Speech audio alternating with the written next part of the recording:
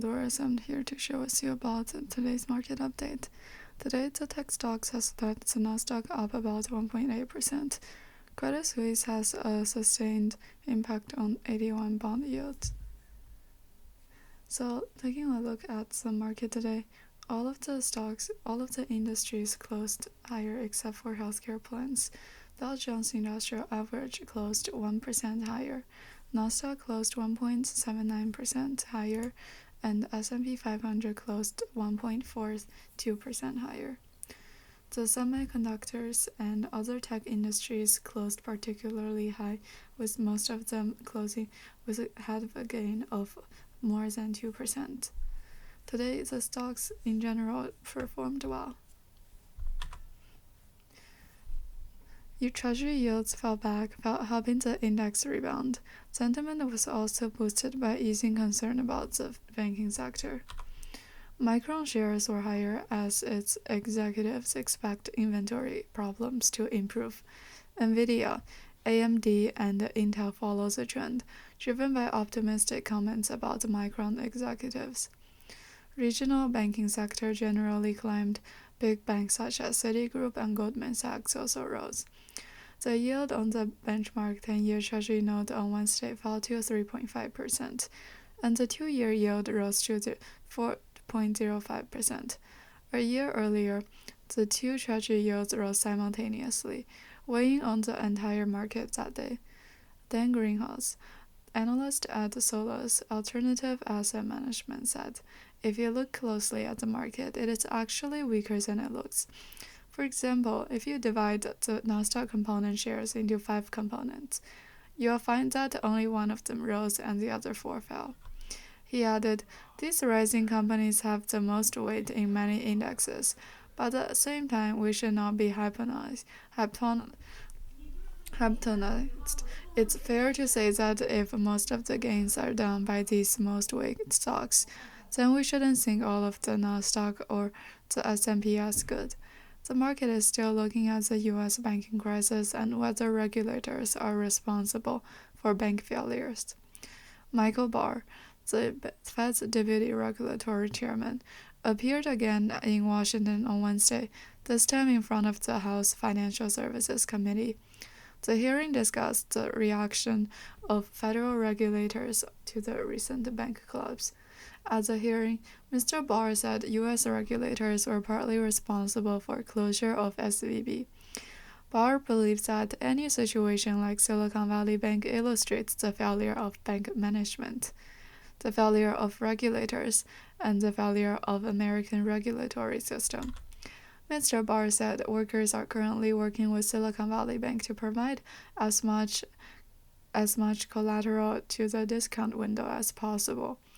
In the summer of 2022, he said, Silicon Valley Bank liquidity rating was satisfactory. He said it was the responsibility of the bank management to solve the bank problem, but they did not.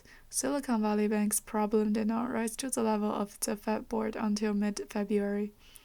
Martin Glenberg, chairman of the Federal Deposit Insurance Corporation, acknowledged that Silicon Valley banks were experiencing a high liquidity crisis. Both bank management and regulators are responsible for the collapse of Silicon Valley Bank. Both the FDIC and the Federal Reserve are aware of the problems and try to address them through regulatory procedures.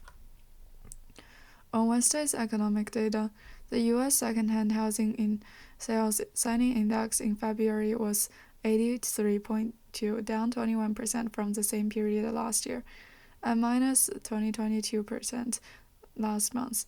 Month-on-month growth from last month versus negative 2.3% expected, 8.1% last.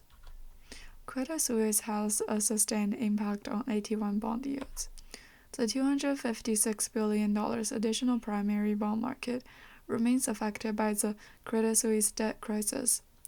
Despite the comforting comments made by banking regulators and politicians in the US and Europe, the controversial write-down of risky debt as a part of the Swiss bank's emergency rescue package has caused a huge ripple effect.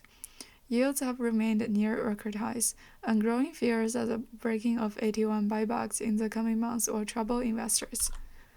Timothy Rahil, credit strategist at ING, wrote in a note, There is doubt about whether banks can issue new AT1 bonds soon. The AT1 bond market is still unstable, and the problems surrounding the actual value of the product and the other subsequent debt structure remain. As of Tuesday, the contingent convertible bond AT1 index issued by the European banks has returned 13.5%, slightly below the record level after the Credit Suisse crash. The yield was as low as 7.8% in February.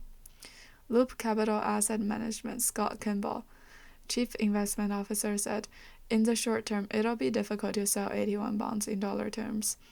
Banks with AT1 debt face a tough decision on how to balance the interests of creditors, shareholders, and regulators. Given the high cost of refinancing, it may be cheaper for them to skip the first redemption day when they usually replace the AT1 bonds with new bonds and pay the outstanding notes. But that could anger holders of AT1 bonds, who are hoping to be able to switch with new bonds on the conference call. Meanwhile, demands at any cost could lead to a shareholder rebound because of higher interest rates. It is also a sensitive issue for regulators who can block refinancing. About $18 billion of contingent convertible bonds in Europe have a first redemption date this year, the data show. That's all I have for today. Thank you for listening. Don't forget to subscribe and like. See you next episode.